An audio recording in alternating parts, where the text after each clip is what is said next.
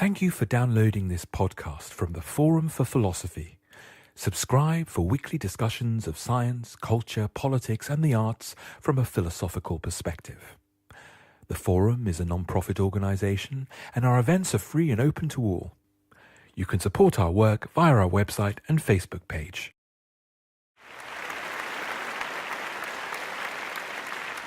Hi, welcome to the LSE Forum for Philosophy. I'm Shahidha Bari, I'm one of the fellows, and usually I'm the chair of the event. I don't know what you are in a book club. The librarian, I don't know what the technical term is. I was asking my mother-in-law about the book club she attends, and she says that essentially the definition of a book club is being in a furious panic an hour before the event, being about 3/4 of the way through, thinking you've got nothing to say, turning up, hoping that other people will do the talking. But you're lucky that is what will happen here. Lots of us will do the talking. But we're hoping that there's a chance to get you involved as well. So the book club is a new venture for the Forum, and we're hoping that it's going to become a regular part of our programming. The idea is very simple, that we select a work of fiction or non-fiction and invite you to read the work and then come discuss it with us. We will try to put together a panel of writers, critics, artists, activists, and a philosopher, always a philosopher at least, one philosopher. And for this, and their purpose is to steer the discussion, to give you some prompts to encourage your questions and your involvement. And for this inaugural gathering, we are, of course, reading Deborah Levy's memoir, The Cost of Living, which I'm hoping lots of you have read, and if you haven't, I'm absolutely certain that you will scurry out to the bookshop that we've set out and buy 50 copies. I think we have about 50 copies. So I'm hoping the discussion will stimulate that. The book has been described. It's a bit embarrassing talking about it in front of you, Deborah, I hope you don't mind. But it's been described as audacious and elegiac, and it's the second instalment of Deborah's, been called a living autobiography, about writing, about marriage, motherhood, and independence. And this book particularly recounts, I would say, the aftermath of a divorce, the upheaval from one form of conventional familial life and the establishment of a new life in what turns out to be a perennially or permanently dilapidated tower block with some cantankerous neighbours. And it's about the struggle to find new places to write, new ways of writing. It's about good friends and daughters, a dying parent, discovering the joys of an electric bike as well, which I think we might ask you about, and about sort of trying to carve out a space in which to live a different kind of life and the challenges that brings. But one of the reasons I thought it was a really exemplary text for us to start with is because it has philosophy in it. Freud crops up a lot, Kierkegaard, Wittgenstein passingly, de Beauvoir and Duras everywhere. It's a book that I think doesn't want clumsy philosophical exposition. So that's why I've asked you guys to come and take part, because I know that's not what you do. I think it's a book that's much more quietly infused with a philosophical understanding in its meditations on feminism and freedom and our obligations to others. So let me introduce the panellists. Deborah's here to talk to us as we think through the book. She's the twice Man Booker Prize shortlisted author of Hot Milk and Swimming Home. She's an author, poet and playwright, as well as a fellow of the Columbia Institute of Ideas and Imagination. And her new book, The Man Who Saw Everything, is out in September. Also fortunate in having Edward Harcourt. He's an associate professor of philosophy at the University of Oxford with particular interests in psychoanalysis, Wittgenstein and love, amongst other things, which is what I read on your blurb, and I thought, yes, this is the man for the job. And Kathryn Hughes, a literary critic and professor of life writing at the University of East Anglia. She's the winner of the James Tate Black Award for George Eliot, The Last Victorian, and her latest excellent book, Victorians Undone, Tales of the Flesh in the Age of Decorum, is available for you to buy too.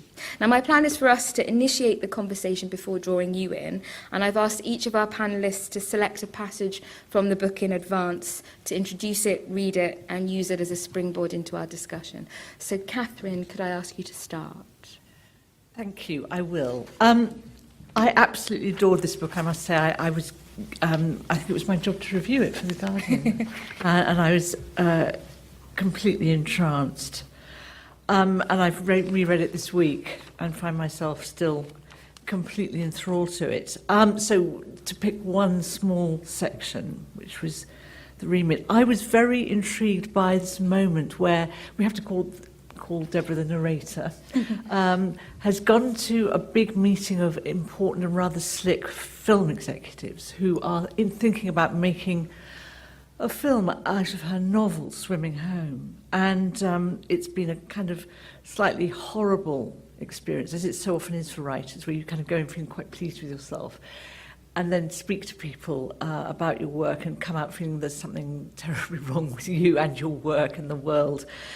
The narrator comes out feeling that slightly offended because these very slick men have asked her to do a breakdown of who are the major characters in her book and who are the minor characters. Like they might have known that already. And then what happens is that the narrator comes out of this very swish meeting with these very swish people and realises that she's got 3 small muddy leaves stuck in her hair. Haven't we all done that? And it feels even more dispirited by the whole experience. So I'm going to start reading just at the point where these 2 stories come together, in a sense, the kind of awful social abjectness and also this question of who is a major character and who is a minor character in our lives. So the narrator says of the meeting, "It was such hard work. The main character is always the hardest work. My e-bike was more demanding than my children.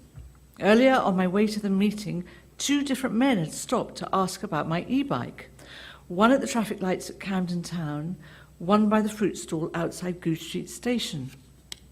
I had wheeled the bike over to this stall to buy 1 single purple plum. At first I thought these pleasant men were just finding an excuse to speak to me because I was incredibly attractive to them.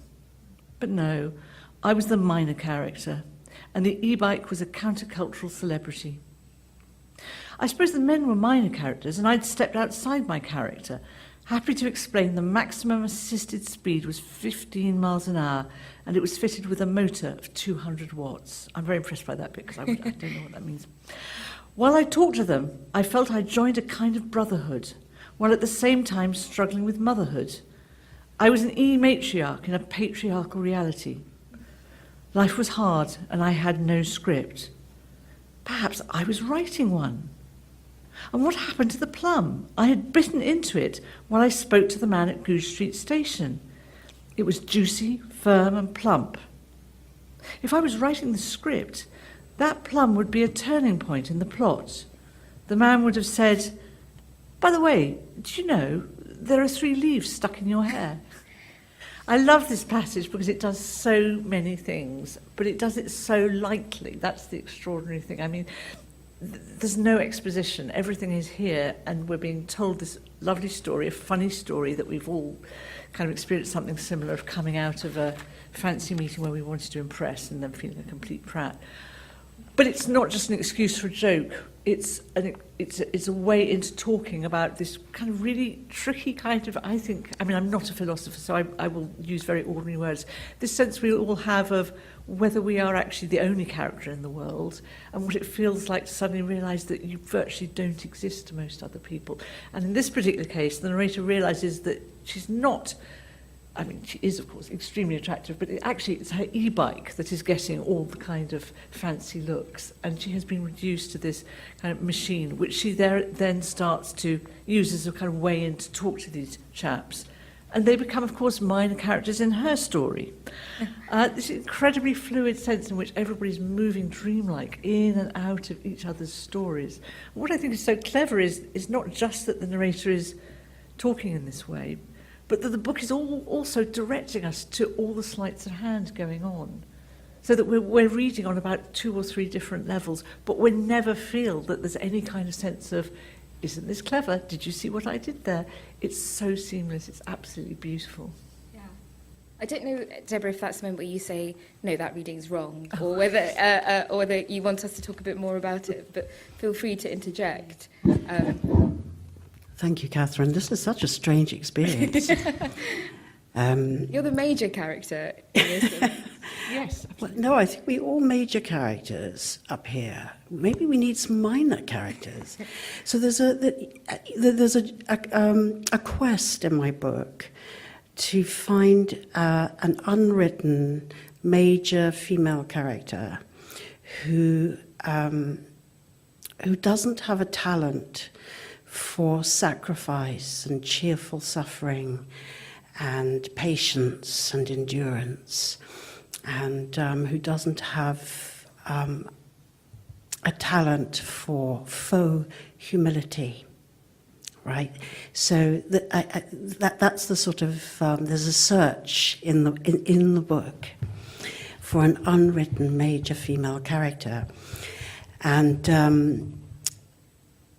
so there's also a riff on major and minor characters, which always fascinate me, because if you think about major and minor characters in your life, so the first layer is a literary layer,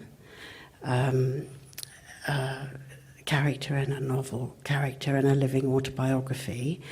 It's called a living autobiography because it is not written when I'm wise and ancient. It's written in the present tense, in the rawness of a turbulent time, so that there isn't the kind of benefit of hindsight. And I don't believe in wisdom anyway. I really don't, and we can discuss that.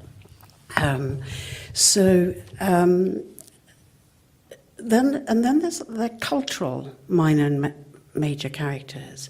So if you think about people in your own life who are major or minor and why, I think that's a very interesting thought. There's a whole small essay in that, which I might just go off and write. And at one point in the book, sorry to be so discursive, but we could just talk about minor and major characters for a long time. The narrator, who is myself, but not quite myself, it is an I that resembles, that's quite like myself. She's feeling a bit more cheerful, and she goes to a party and she thinks, this is the time I could just go off and write a manifesto on a pub wall, and what would that line be?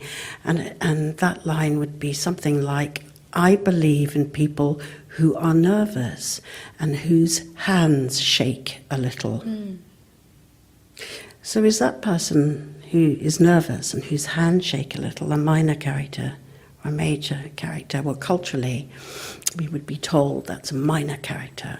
But actually, I'm the writer, and I can make that person step into the center of my work and become major. As for the e-bike, the joke about the e-bike is that it's sort of my only happiness. There's my children and my e-bike. I had one when I started this book, and I now have a fleet. I have 3, and they still give me an immense joy.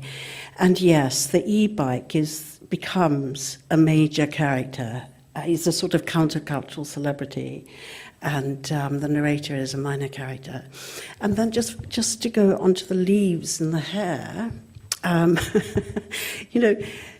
this is a tricky technique thing, because I couldn't decide whether I should have that scene just before she goes into the meeting, so that readers would enjoy the narrator trying to be intelligent and impress the executives, knowing that she has 3 leaves stuck in her hair before she knows it. But that felt totally wrong, because it's written in the present tense and it's discovered later. And that brings up something very important to me, which is that with something like a living autobiography, the writer has to find a tone so that the narrator isn't too big and isn't too small. So she doesn't puff herself up, but but she doesn't undermine herself either. And there is a real temptation, particularly for female writers, to sort of undermine themselves to get sympathy and empathy and to be likable. And I wanted to absolutely work against that from the off. And there are two writers who taught me how to do that. One was Audre Lorde, and the other is Simone de Beauvoir. Thank you. Can I respond to the major minor characters? Because it really resonated with me. I know someone very loosely who's quite a famous novelist, and I remember reading in a terrible fit of chagrin and jealousy her latest novel, and there was a minor character who was a small Asian woman with large eyes in the novel, and I remember thinking, oh, that's me. And she has an unspeaking part and no personality, no name. I remember just being absolutely enraged that that's all I was to her, just a minor background character in her novel, and that she is the major character in her novel. So I felt the fury of being the minor character. But in this scenario, it sort of makes sense that the two men might regard you as a minor character, but the real issue for you is the idea that you might become a eroded character in your own marriage. That's where the story begins. This idea, the line is, I think I tweeted it earlier, I will never stop grieving for my long-held wish for enduring love that does not reduce its major players to something less than they are.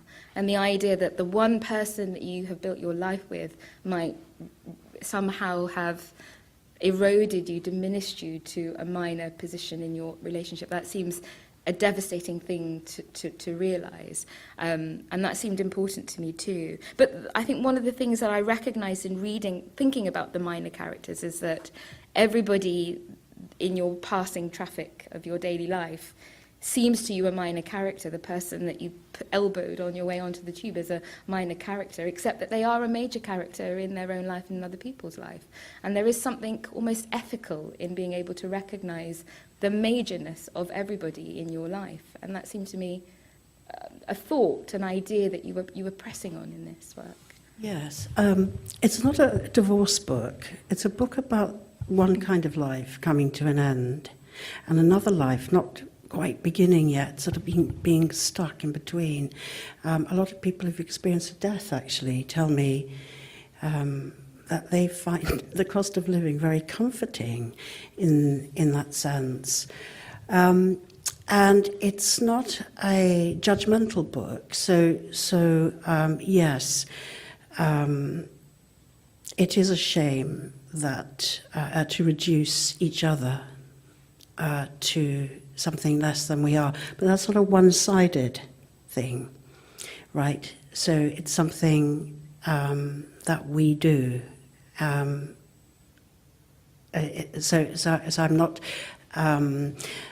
staging myself as somebody who isn't capable of doing exactly that.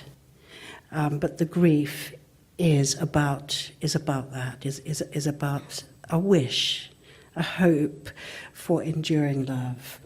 And I suppose the question is, when we dismantle one kind of life, then what other kind of life do we want to build? That's a very complicated question. I wondered if you had thoughts on the e-bike. Are you an e-bike rider? I've never mounted an e-bike. I, without needing to be told, it was clear that the e-bike, I think the e-bike was a major character in the novel, not just in that particular episode.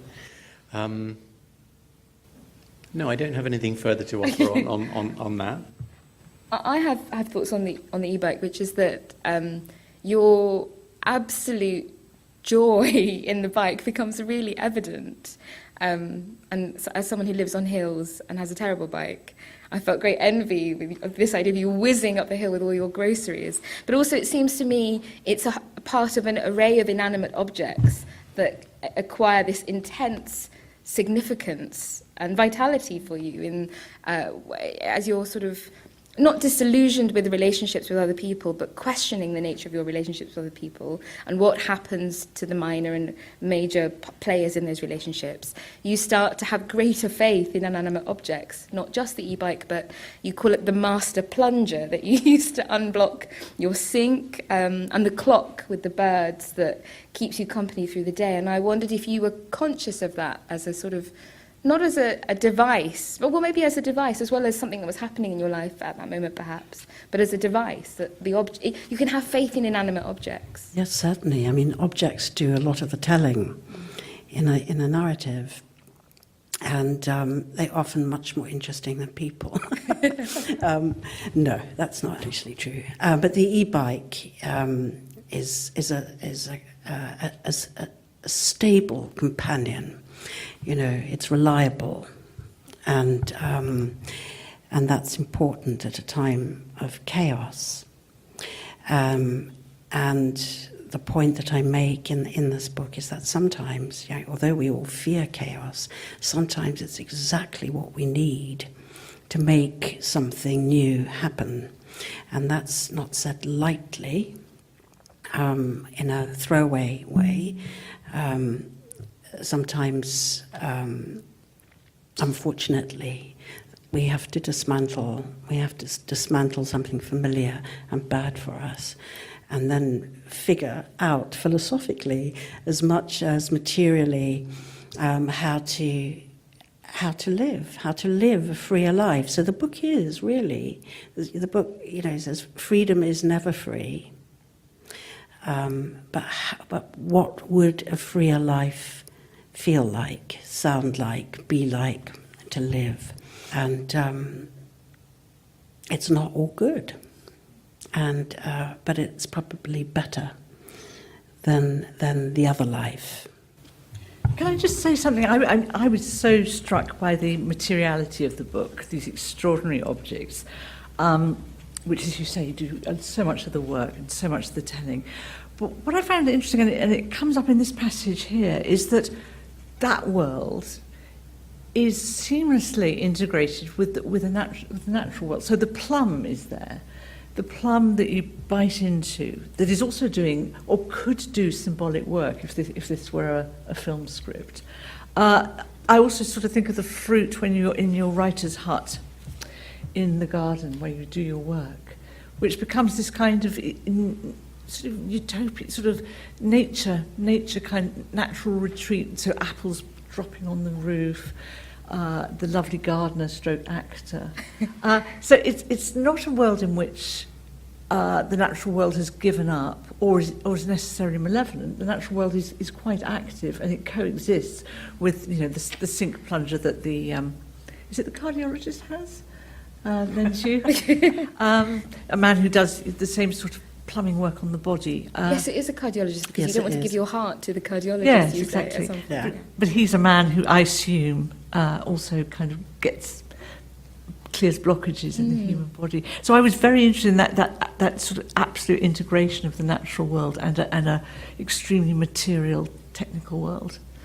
And the fact that I'm sorry, maybe I sound daft, but this fact of, that it has 200 watts and it does 50 miles. There's absolute specificity of the object combined with the waywardness of the leaves in your hair.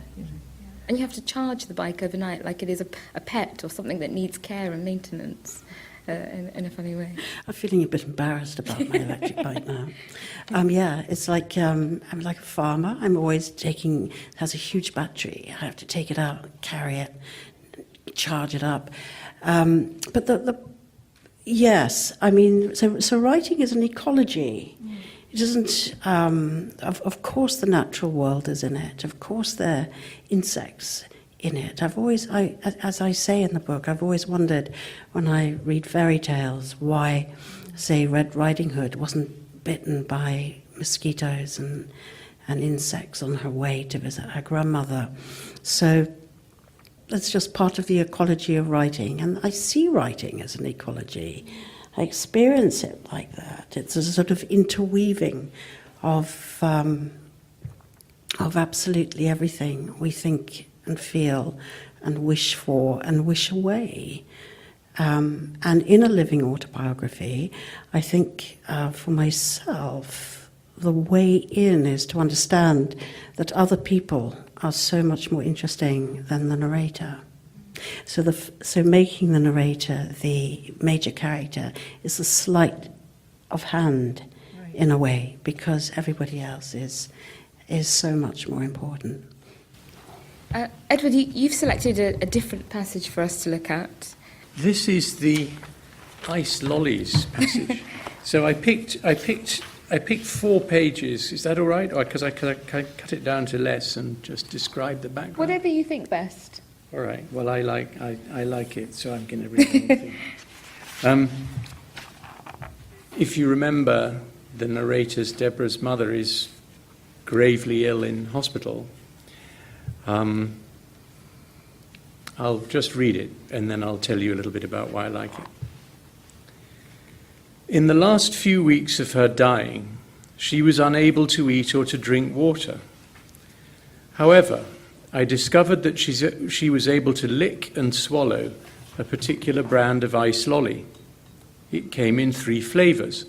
Lime was her favorite, then strawberry, last of all, the dreaded orange. Winter was not the best time for this particular ice lolly to be stocked in the shops, but I'd found a supply of them in the freezer of my local newsagent, owned by 3 Turkish brothers. They often sold mushrooms in a box that was placed on the lid of this long, low freezer, which was positioned in the middle of the shop. Also placed on its lid were lottery tickets, reduced price cleaning products, cans of fizzy drinks, shoe polish, batteries and pastries. Inside this freezer were the ice lollies that were my mother's only comfort during her dying. At the time, I was so devastated from my shipwrecked marriage and my mother's diagnosis of cancer, both happening within a year of each other, I was unable to explain to the brothers why I bought ice lollies every day in February. I arrived grim-faced, eyes always wet, my bicycle parked outside. Without saying a single word, I began to move the mushrooms, lottery tickets, reduced price cleaning products, cans of fizzy drinks, shoe polish, batteries and pastries to one side of the freezer.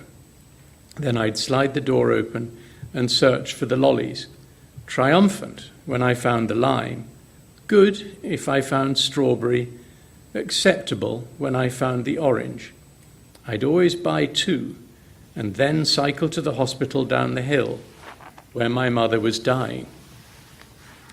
I would sit by her bed and hold the ice lolly to her lips, pleased to hear her ooh and ah with pleasure. She was always insatiably thirsty. There was a fridge in her room, but not a freezer, so the second lolly would melt, but my ritual was always to buy 2. Looking back on this, I don't know why I didn't buy all the lollies in the newsagent and put them in my own freezer, but somehow it never occurred to me at this difficult time. And then, one day, a terrible thing happened, in the lolly scheme of things. As usual, I cycled to the newsagent, whooshed everything that was resting on the lid of the freezer aside, and watched by the baffled Turkish brothers, slid open the freezer door. It turned out there was a 4th flavor. The brothers had run out of lime, strawberry, and even the dreaded orange. I looked up from the freezer, straight into the kind brown eyes of the youngest brother. "Why have you only got bubblegum flavor?" I started to shout. Why would anyone bother to make a bubblegum ice lolly, never mind sell it? What was the point? And could they urgently stock up on the other flavors, particularly the lime? The brother did not shout back. He just stood in baffled silence while I angrily purchased 2 bubblegum-flavored lollies. It felt like a catastrophe as I cycled to the hospital, and actually it was a catastrophe because they were more or less the only things keeping her alive for another day. I tried a few other shops on the way to the hospital, but none of them stocked the brand that was easy to swallow. So I sat by my skeletal mother's bed, unwrapped the bubblegum ice lolly, and moved it to her lips. She licked it, grimaced, tried it again, and then shook her head. When I told her how I had raved and ranted like a lunatic in the shop, these tiny sounds came out of her mouth, her chest moving up and down. I knew she was laughing, and it's one of my favourite memories of our last days together. That night, when I was reading a book by her bed, I glanced in remorse at the bubblegum lolly melting into a pink blob in the basin. I wasn't really reading, just skimming the page, but it was comforting to be near her. When the doctor came into the room to do her last rounds, my mother lifted her thin hand and somehow managed to make the tiny voice she had at this time sound imperious and commanding. Arrange for some light. My daughter is reading in the dark. Now, I think that's the best passage in the whole book. Why do I think it's so good? It's a great set piece.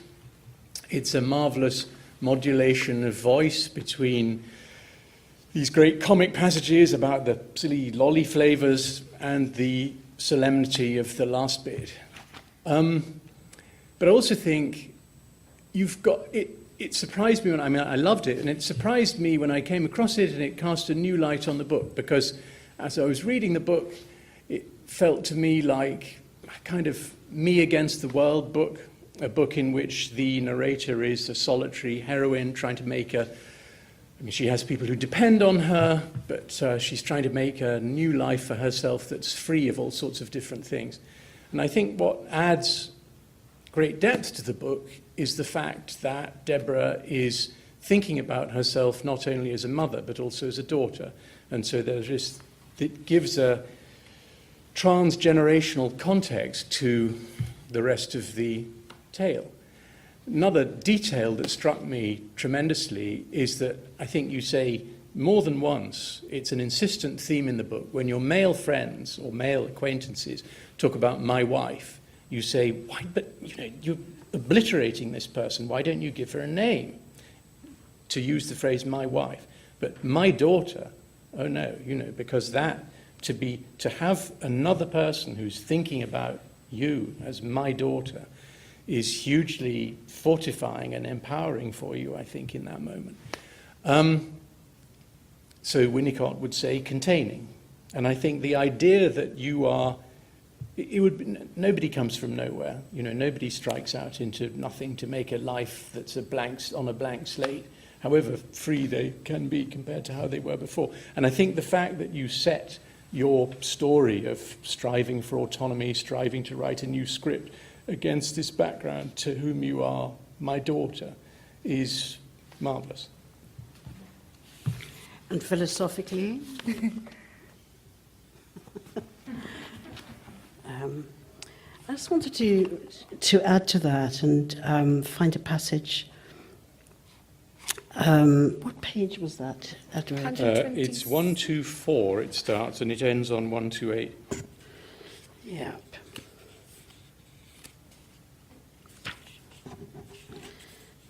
Is it worth getting you to explain what containing is for people who don't know? Containing is like don't know Winnicott's work. Yeah. Well, Deborah finds peace.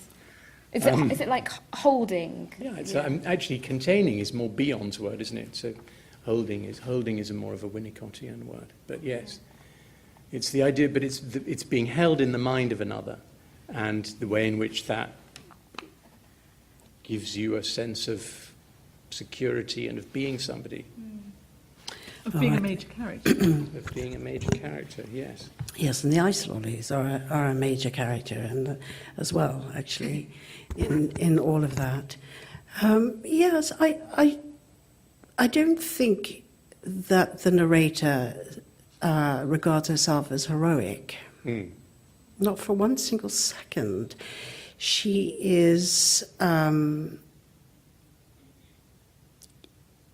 weighing up the cost of living. She's getting on with things. I think my daughter somehow is, you're right, has more weight than my wife. So there's a trope in here where the wife becomes unnamed. She no longer has a name. She's just my wife. And somehow it doesn't feel quite as erasing to say my daughter, or my daughter Shahidha. You could say my wife Linda would be better than my wife. So there's quite a lot about naming and unnaming and erasing in the book, actually from start to finish.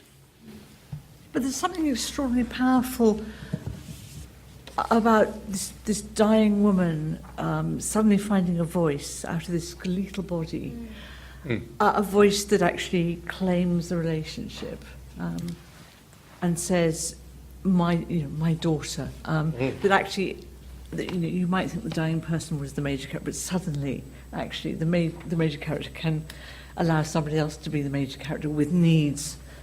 That, in other words, please, turn it, or not even please, just arrange for some light. There's something very kind of commanding and slightly biblical about it. My daughter is reading in the dark. Absolute assertiveness and assertion. A change from being the passive recipient of care to being the one demanding something. Yeah, exactly. And I think, just to embroider still further, I think a kind of part of the story of getting the lollies and going to the hospital is that you're making an offering. You have to gather these things specially, and you make the trip every day. And on this particular occasion, I mean, you feel as if you're being evaluated. Do you get the right flavour? And this time, it's an even worse disaster than when you get the orange, right? Yes. But you're sort of saying, have I done okay? And actually, whatever flavour you get, you've done fine, because even when you bring the ghastly flavour, which your mother can't eat, she thinks it's funny. And so that's part of the power of affirmation, of saying, my daughter, it doesn't matter whether you get the right flavour or not. Yes. I'll just read a very short passage. Love did find its way through the on and off war between myself and my mother. The poet Audre Lorde said it best. I am a reflection of my mother's secret poetry, as well as of her hidden angers.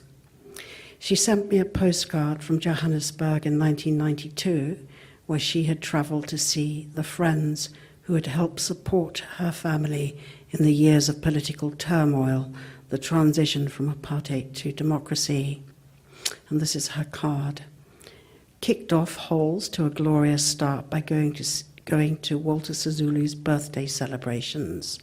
Saw people not seen for what seems 100 years. Sat next to Nadine Gordimer. She is tiny and thin and bird-like and bright.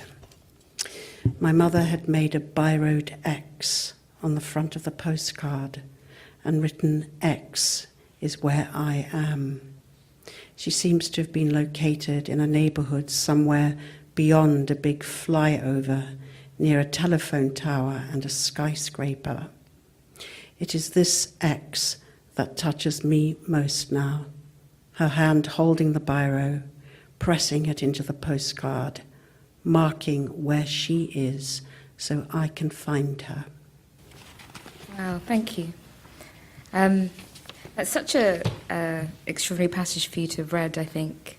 I was struck in the book too by the something that Edward articulates much better than I can, but the unknowability of mothers, that your or the narrator is thinking about not being understood or recognised or named by others, but also that we all come from mothers, and that in many ways we could not be closer to the bodies from which we come, and yet they're continents, they're unknown continents to us. And there is something really lovely in that Isolly scene, which I hadn't thought about till you read it, Edward, about how infantilizing the Isolly is, of course, as well, right? That it's what you feed a child, and that it doesn't really matter whether that's a device, whether it was true, but almost the accident of the things that happen sometimes tell you things. And also for the daughter to be, your mother's almost, that last utterance is almost psychic, my daughter is reading in the dark, that she means not just that you're reading in the dark, but you're also trying to understand yourself in a shadowy place, that you're trying to discern something. The passage I selected is on page 66, if any of you have it, and it's on not being asked questions, which is also a theme of the book. And I wanted to sort of pose it in a philosophical context, remembering that we're the Forum for Philosophy. So this is page 66, and you whizzed up a hill to a party on your e-bike, and you're just about to enter into this party. I was unlacing my trainers to swap for the more glamorous shoes I had brought with me, and ignored his request. Or maybe I'll start a little bit earlier. When I walked into the party, a tall man with silver hair came to talk to me. He told me he wrote military biographies, mostly about the First World War, and asked me to pass him a canapé. I was unlacing my trainers to swap for the more glamorous shoes I had brought with me, and ignored his request. Although lifting a canapé off the silver tray would have been a breeze after all the usual heavy lifting. He was tall and thin, possibly in his late 60s, and seemed to desire my company. He talked about his books for a while, and how his wife, brackets, no name, was unwell at home. He did not ask me one single question, not even my name.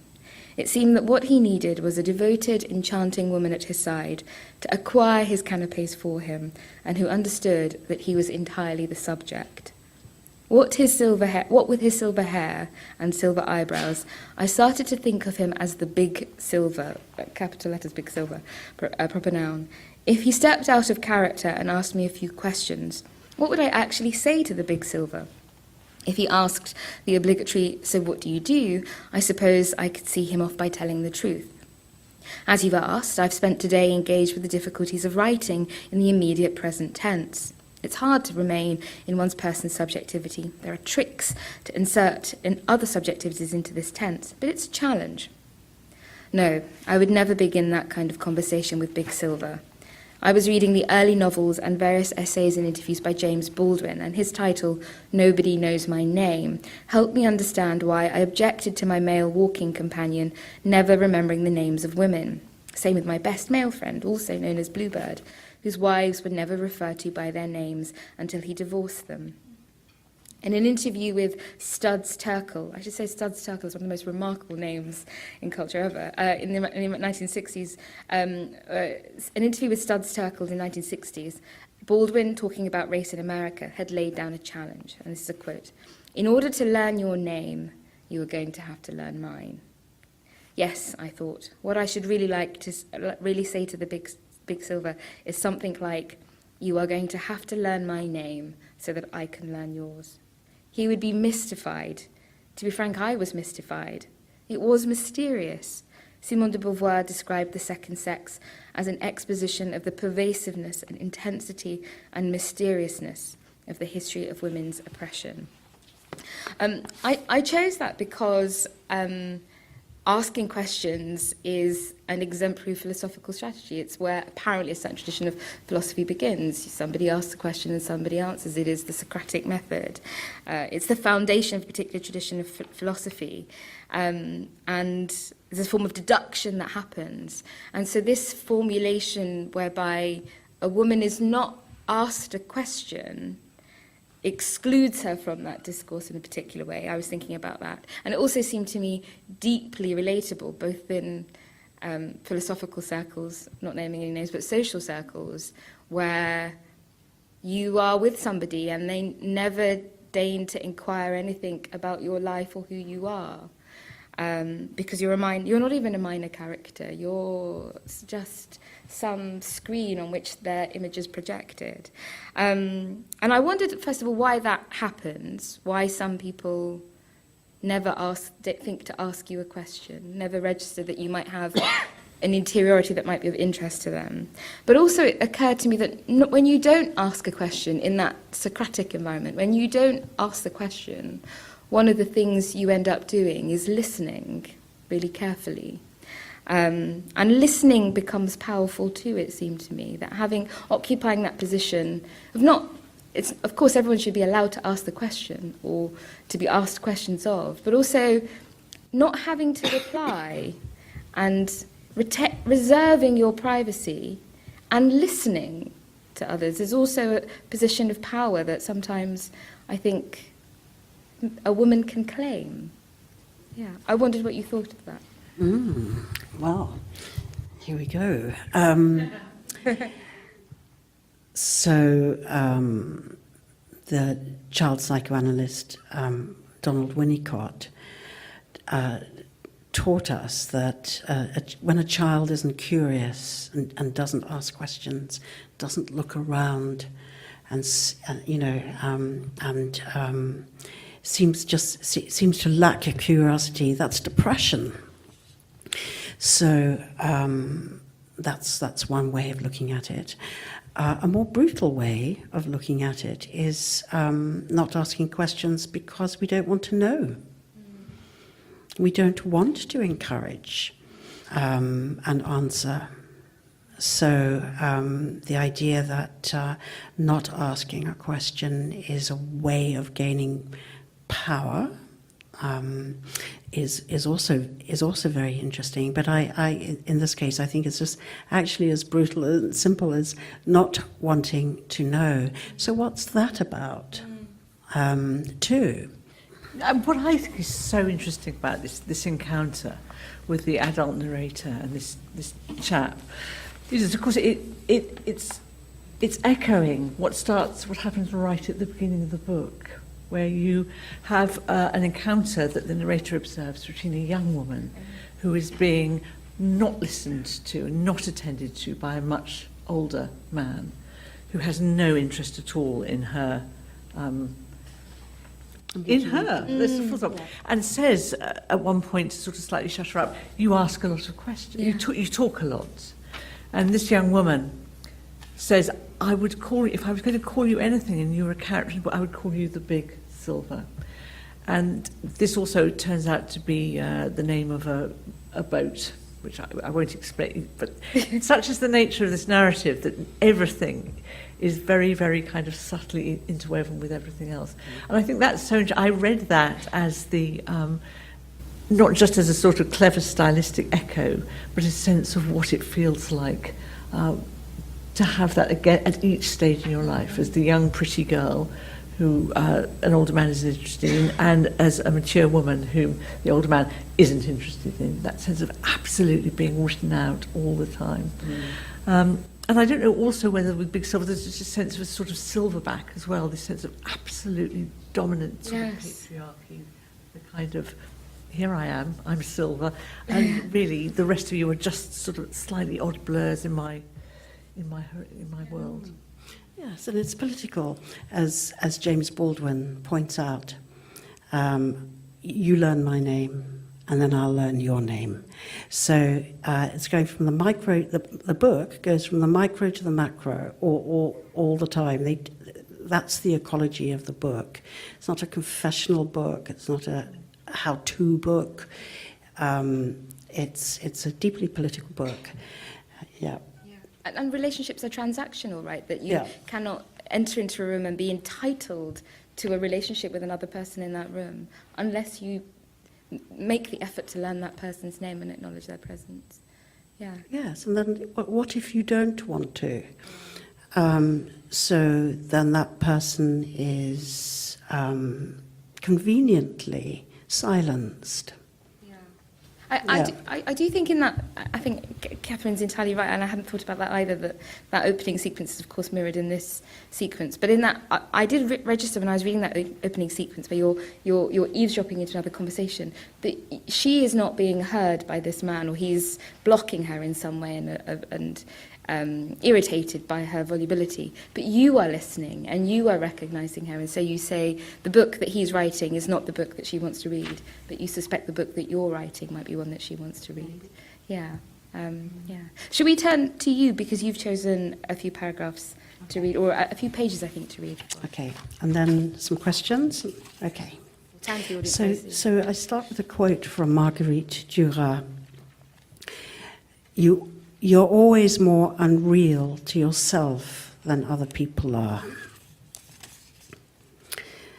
As Orson Welles told us, if we want a happy ending, it depends on where we stop the story. One January night, I was eating coconut rice and fish in a bar on Colombia's Caribbean coast. A tanned, tattooed American man sat at the table next to me. He was in his late 40s, big muscled arms, his silver hair pinned into a bun. He was talking to a young English woman, perhaps 19 years old, who'd been sitting on her own reading a book, but after some ambivalence, had taken up his invitation to join him. At first, he did all the talking. After a while, she interrupted him. Her conversation was interesting, intense, and strange. She was telling him all about scuba diving in Mexico, how she'd been underwater for 20 minutes and then surfaced to find there was a storm. The sea had become a whirlpool, and she'd been anxious about making it back to the boat.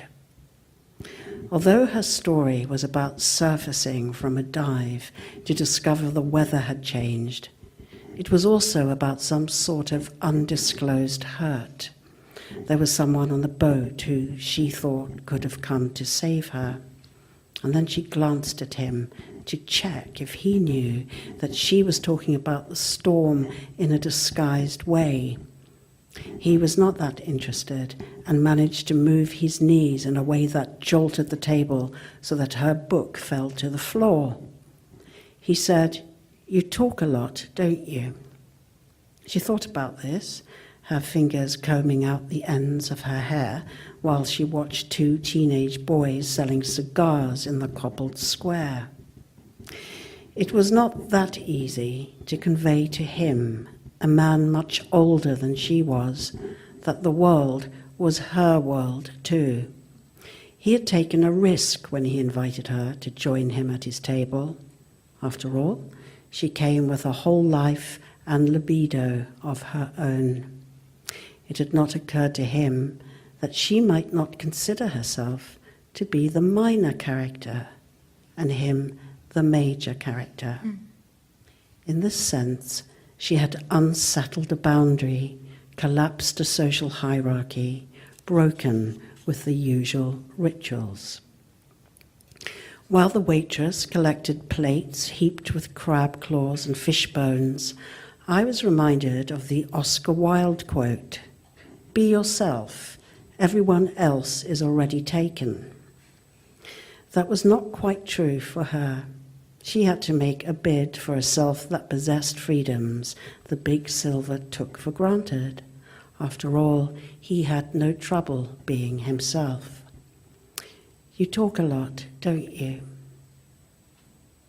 To speak our life as we feel it is a freedom we mostly choose not to take. But it seemed to me that the words she wanted to say were lively inside her, mysterious to herself as much as anyone else. What a treat. It's so lovely to hear you read it in your own rhythms. Do you want to say why you chose that passage? Or? Yes, because I think we sort of go full circle to the passage that Kathryn chose, so that minor and major character is worked really through from the beginning to the end. And I suppose I want all the major characters in life to sort of become the minor characters. And that would be my aim. Yeah. Can I ask whether you meant the point about he perhaps didn't realise that in her life she was the major character and he was the minor, or sorry, you say it the other way round. Did you mean that as an explicit reference to Simone de Beauvoir? Because she says something pretty much like that. She says, the woman, as we experience people from far off who come to our home country as the other, but what any traveller will know is that when you go travelling in their country, you're the other. But the funny thing about the relations between men and women is that for men, women are always the other, and they never think that the roles might be reversed in the woman's mind. Were you pointing us towards that? That was one place where I wasn't actually. But I mean, later she talks about the way that men are encouraged to lead an expanded life of transcendence, and women are reduced to goodness and virtue. Well, And that wasn't on my mind. It was just absolutely clear that as soon as she started to speak, and he began to understand that he was going to have to share a conversation, that the world was her world too. I mean, that it's as simple as that. It really is. Sometimes it's very difficult to accept. And she's trying to articulate something, and in a way, the book is for her. It's not for her. It's to her. It's a conversation with her. There's another really interesting thing about your use of de Beauvoir's biography, because you have this episode you speak about where her American lover, is he called Nelson Algren? Yeah. Wants her to leave, wants Simone de Beauvoir to leave her hotel life in Paris, her life of kind of perfect exemplary autonomy, and come to, I think, Chicago and live with him, because all he wants, he says, is a woman and maybe a child, and he wants settledness and rootedness. Mm-hmm. And she decides in it that that's just not, it's not going to be worth it. But there's a sense in which he summons her from across the world to take part, to be a major minor character in his life. Yes. He wants it furnished. He's got a life and he wants it now furnished by a Simone de Beauvoir shaped person. Yes, I mean, these are in all her autobiographies. She figured that would cost her more than it would cost him. Yeah. Kathryn, actually, can I ask you about this? Because you talk about, in your really incisive review of the book, and I think it's in The Guardian, isn't it? You cite that the Simone de Beauvoir conversation that Deborah's having, and you say something, you position Deborah's work next to writers like Rachel Cusk and Maggie Nelson, and you say that it's clear that being both a creative and reproductive woman is as tricky as it's ever been. Those angers and desires, the consequences of botched compromise and thankless sacrifice have come bubbling up, and you recognise the psychic and emotional cost of being a wife and a mother. And I wondered if you were recognising the uneasiness of our reappraisal of the legacy of feminism, the feminism that we're living through, that we owe feminism everything, and yet there's a sense of betrayal too, that it costs. Yeah. I was interested in the way in which, as you say, Cusk and Maggie Nelson do some of the same work,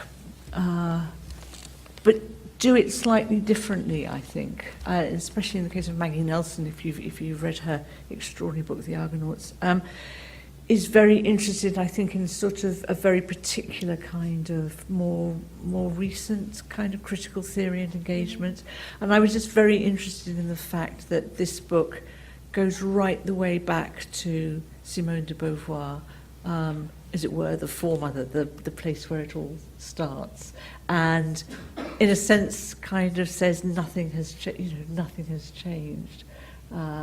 It's still a powerful place to start and to recoup and think again about the cost of these things. So in other words, she hasn't, I think what I'm trying to say is she hasn't been obliterated or overtaken by other ways of looking at gender. Yes, I mean, I think, well, I don't know about that, but the second sex is a, I don't think, even though it was published, I think, is it 1954, something like that, what I learned from it, and I'm sorry to repeat this, is this, that it's absolutely possible to have a major character who is vulnerable and fragile and extremely powerful at the same time, that these coexist. That's all of us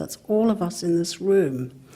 So the idea, which I reject, that feminism is somehow saying, it's all about being powerful all the time. Well, it's not the kind of feminism that I've experienced. These are the questions and discussions that have gone on forever.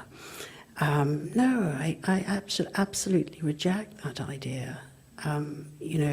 We are vulnerable and we are powerful, and I don't know why there's such a lot of trouble, such a sort of resentment of these things coexisting, both in fiction and in memoir and everywhere else. And I think, Maggie Nelson, who's in conversation at the South Bank on June the 8th, with her incredible book, The Argonauts. What I note from that is how is that she doesn't have footnotes. If she quotes Winnicott, for example, it's totally integrated into the text, and she cites it's sort of in the margin, quite near where her source appears. So again, the ecology of her writing is so technically is so skilled. So yeah. I know we are going to turn to you, honestly, but I'm just going to get Edward in here, because thinking about Maggie Nelson's footnotes, or their sort of side notes, the Winnicott next to the prose, it made me think about the relationship between philosophy and literature. And I wondered whether, Edward, I think reading something like this, I sort of regard you as our professional philosopher, although I guess we're all philosophers too in other ways, but that reading something like this somehow points up the limitations of our discipline, of philosophy, that there's something that literature manages to do that points up the vulnerability and the power of being a woman, that points up need and lack, as well as desire and success. There's something that the literature does that philosophy doesn't. That philosophy isn't quite equal to it. I'm not sure about that, because I'm not sure that... it's undoubtedly true that there are things that literature does that philosophy doesn't do. But whether we quite know what philosophy can and can't do, I'm not sure, because there are voices within... you could say the same thing about psychoanalysis, actually. A lot of psychoanalytic theory, including psychoanalytic theory written by women, funnily enough, is very, very heavily theoretical, and some of it's very light and observational and just grows out of the particular, and some of that psychoanalytic writing is by men, like Winnicott being a prime example. Now, in philosophy, it tends to be very abstract, but I'm not sure that it has to be. So Aristotle and Wittgenstein are two examples of, I take it that they're both philosophers, kind of card-carrying philosophers. And so they're in a much more sort of particularist, anti-grand theory tradition, and they're a minority tradition within philosophy. But it might be that as philosophy gets a bit better at recruiting more women, those voices get heard a bit more. I think that might be a cause that the Forum for Philosophy should be committed to. Let's hear some of our major characters in the room. Are there questions? Thank you, all of you. Thank you, Deborah. I really enjoyed your book, which I read, 2 or 3 months ago. I wanted to ask about the copy of Being in Time that you took to the hut in the garden, because I've been wondering about why you took it there. So you go into this hut, your friend's hut, to write, and you have this bare shelf, and I think you have just 2 books on the shelf, and that's itself 10. Okay. But there's a sense of a new beginning, and so it seemed quite significant that what you would choose to take with you. And I wondered if maybe that was a significant book for you, or maybe it was something aspirational that finally you were actually going to read it, or maybe it had a symbolic. Being in time. Heidegger's Being in Time, which is a book was once important to me. So I was very curious, and I was looking for clues in the book as to why that book was there and what influence it might have had. But I still didn't really get it. So I'd like to know the answer. I think I didn't really get it either. I kept sort of reading it and rereading it, and then sort of writing and then coming back to it. And my interpretation would be completely wrong. I mean, I know this, but when one writes, so you have to go very deep into yourself. But you are actually writing for another. right? That's the thing. Gertrude Stein, American writer, when asked who she writes for, said, I write for friends and strangers. But there is also, so there is that sort of, that incredible thing about somehow creating a formal intimacy in the text, which in a way Heidegger does too. In fact, I've just done a reading for the German translation of The Cost of Living in Freiburg. And it seems to me that with the publication of the Black Diaries, there's quite a lot of consternation in Freiburg, and much more attention is being paid to Walter Benjamin, who was a student there. You know, anyway, I don't know how you uninvent phenomenology, and I don't know why I had that book. But being in time is really what all writing is about. The title I'm talking about, not Heidegger's term. You know, every single writer is having to unfold an experience or experiences or consciousness through, or unconsciousness through time. And time is always the hardest, is always the hardest when we write. So I did have that there, and because Heidegger wrote in Die Hut, Yes, I wondered about and that. I looked him up on Google, and there he was with his wife Elfriede, and they looked so grey and joyless in their hut. You know, I don't know, really. I'd rather read Hannah Arendt, really, but they just looked so joyless, and I felt quite serene in my hut. Heidegger had 3 rooms in that hut. I looked at it quite carefully, and that grim kitchen.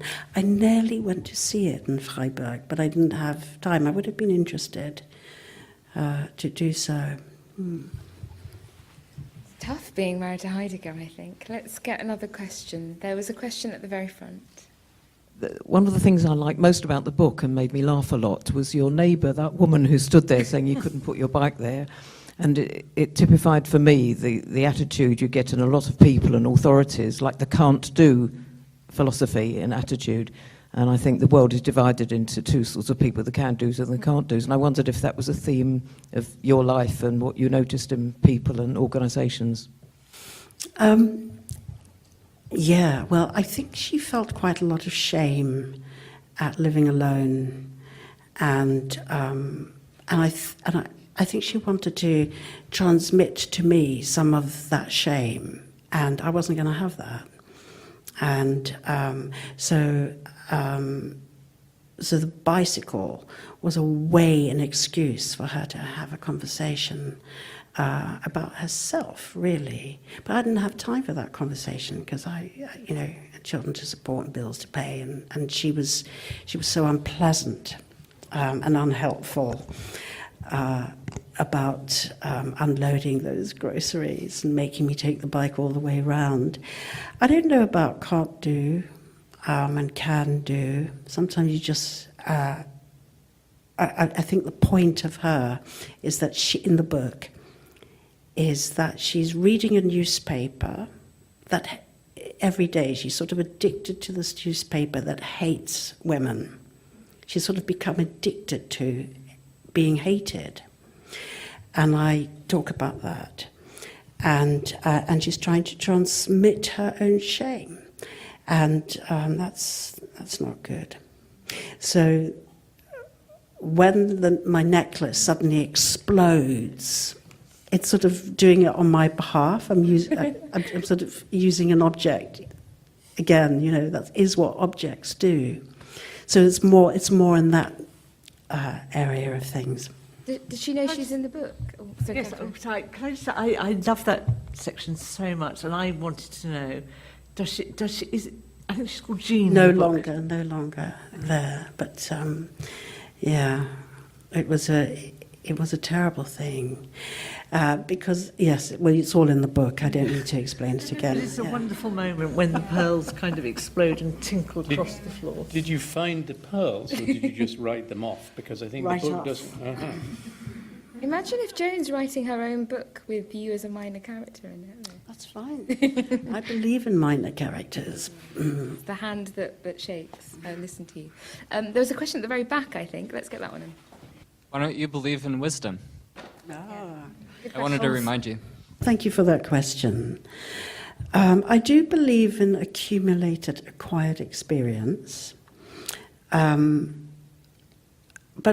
you know this idea that we become wiser as we get older, and this cliche about older folk, oh, he's very wise, she's, oh, her wisdom, all of this. I actually think children are quite wise. I noticed, you don't have enough accumulated experience to make decisions, perhaps to make the right decisions. But there are 15-year-olds who are incredibly wise, who've come from tough lives, who do things that are good for them, who have insights, who feel intensely. To feel intensely is actually a kind of wisdom. And there is this idea, cultural idea, that if you can feel less, you're sort of wiser, you're more objective. And that's sometimes true. We know that. But on the whole, I want to provocatively say that to feel things is to have more wisdom than somehow being in control, I think people say, of all our feelings. Whenever there's a stiff upper lip, remember there's a trembling lower lip. And that is how I speak. That's what I mean. That's what this book is about. Yeah. So I think a young person can be much wiser than apparently an ancient sage. More questions?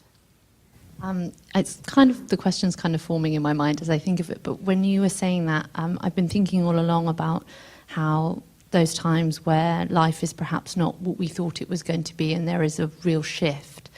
And as you were saying at the start, you're almost in this phase until you're out of it, that the major and minor characters of yourself and playing around with the roles of, perhaps the wife that you might have been at one other point and are now no longer, the daughter, the mother, all of those identities, but then the different parts of ourselves and how much there is within the book such a, from reading it, felt quite a strong sense of self of the narrator, but what parts of it, is there anything in that drawing out what minor parts or parts of yourself that might have been minor that perhaps come into the fore as a major character and what that brings?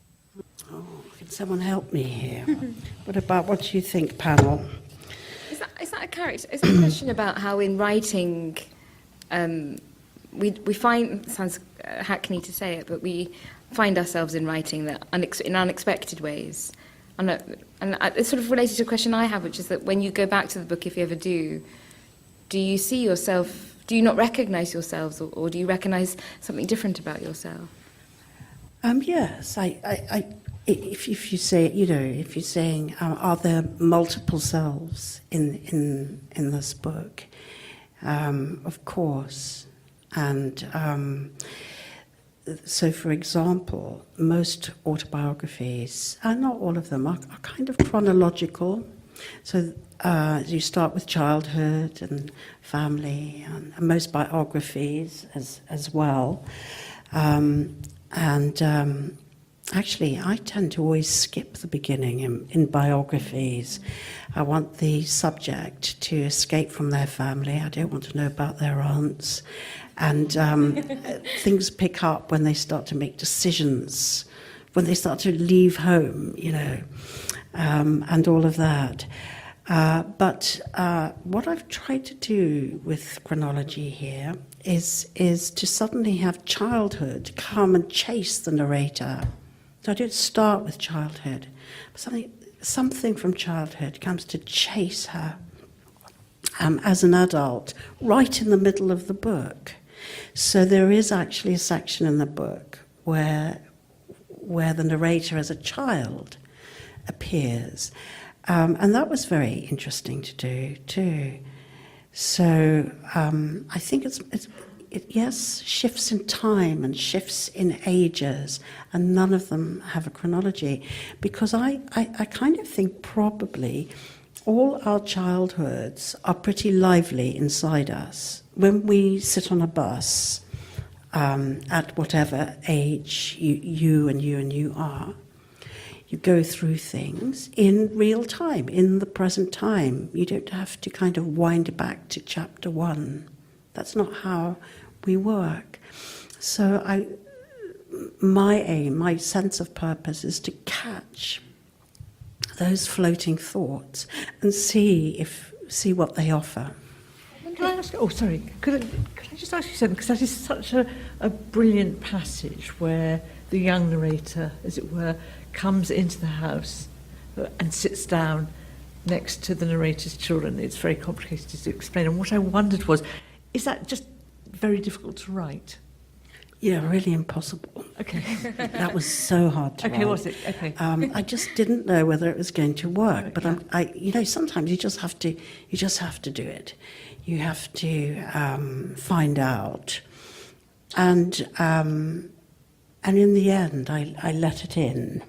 You know, do you think so? Yeah. Yeah. Thank you. Mm. I was going to ask you, Edward, as someone who works in psychoanalysis, that is it impossible to read a book like this without your psychoanalytical lens? Reading a writer write about and recall their childhood. Is it hard to read something like that without understanding without those the reader frameworks? recalling their own childhood? Is that what you mean? Or also, yes, but also you as a psychoanalytically equipped scholar, that you would read it through the framework of the Freudian or the Winnicottian frames that you understand. See, I mean, it may be that the more theories you've absorbed, the more you are inclined to read things in the light of one or more of those things. But I would say that in order to read truly, you should try to set that aside, actually. I think it's awful to particularly with fiction, but also with other forms of writing, I mean, including this one, to approach something through the lens of a theory, because you're trying to listen to what the work itself is trying to communicate to you. I mean, and inevitably you'll think, oh yeah, that word reminds me of Winnicott, or this reference reminds me of Beauvoir or something. But I think it's a kind of theoretician's vice, actually, to approach literature through the lens of theory. And that, even if when you step back from it, you may then think, let me wonder what that's about, and let me compare it with other stuff that I know. Yeah. Could I ask, Edward, I was really interested, because you picked the lolly chapter, or section. So, I mean, a psychoanalyst, I think, would probably read that very differently, because it's a kind of feeding, it's kind of breastfeeding, I imagine. I'm not a psychoanalyst, but it's a kind of sugary water. Are you saying that actually is just very unhelpful? No. So first of all, I mean, I didn't feel that in my couple of minutes of talking about it that I'd exhausted the meanings of the passage. But I also think that when we're sort of trying to think about the meaning of a passage, sure, we might go on. I mean, I said I thought it was making an offering, and you're absolutely right. I think it's a very important inversion of the relationship between mother and daughter. It's that the daughter is feeding the mother, but at the same time thinking, am I doing all right? How's this? And you're offering a reading like that, you may well be informed by theory. But I think that's a reading that stems from an engagement with the details of the passage, not, let's look it up in the Freudian dictionary. It talks about lollies, that must mean so-and-so. So that's the sort of theoretical reading I'm saying we should be avoiding. And if I could just talk about language a bit. So philosophers have to make a language, I assume. And psychoanalysis is all about language. And Kathryn, you know, as an expert on biography, it's difficult, isn't it, when there's a genre with a very particular form and structure to actually allow oneself to say, well, I'm going to make a language. I'm going to not do this chronologically. So really, there's a great deal about the making of language in the cost of living. And I guess when I read Wittgenstein, that's what I'm interested in too. I'm interested in how this language is made. And when it comes to psychoanalytic theory, I'm interested in what's not being said. Which isn't the same as, I think, not asking questions. I agree. There was one more question, and then I think we're going to close with the reading from you, Deborah. So just over there. Yeah, I was quite struck by this kind of potential tension, friction, dialectic between kind of accumulated wisdom or knowledge of yourself, the characters, and then the kind of childlike wonder or the kind of the unexpected that might be there. And I wondered, in your own process of writing, was there something that truly surprised you about the character or about something that you wouldn't have expected when you were setting it out? I think I'm always surprised in every book that I write by quite a lot. By quite a lot of what happens or what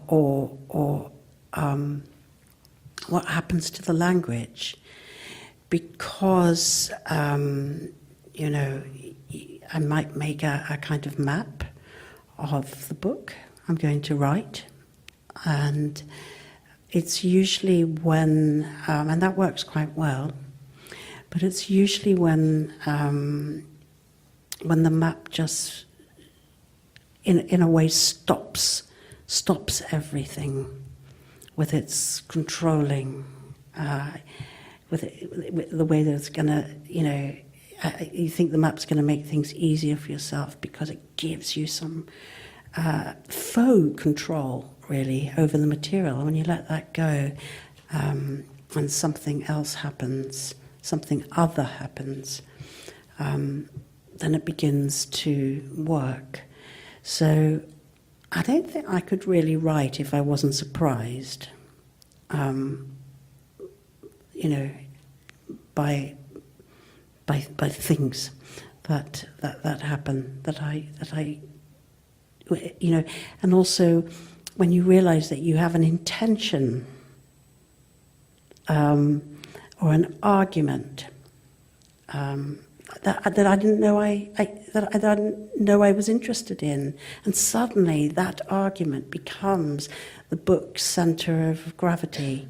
That was a huge surprise. So I think minor and major characters, which became the trope for this book, was the biggest surprise. Deborah, you're going to close very kindly with a reading. Yes. It's very short, okay. The moody politics of the modern home had become complicated and confusing. There were many modern and apparently powerful women I knew who had made a home for everyone else, but did not feel at home in their own home. They preferred the office or wherever they worked because they had more status than being a wife.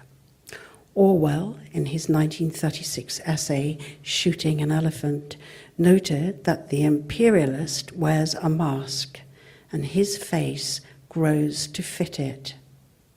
The wife also wears a mask and her face grows to fit it in all its variations. Some women, who were the main earners in their family, were being slyly punished by their men for any success they had achieved. Their male partners had become resentful, angry, and depressed. As Simone de Beauvoir had told us, women are not supposed to eclipse men in a world in which success and power are marked out for them. It is not easy to take up the historic privilege of dominance over women with a modern twist if he is economically dependent on her talents. At the same time, she receives the fatal message that she must conceal her talents and abilities in order to be loved by him. They know they are both lying to save his face, which has also grown to fit the mask.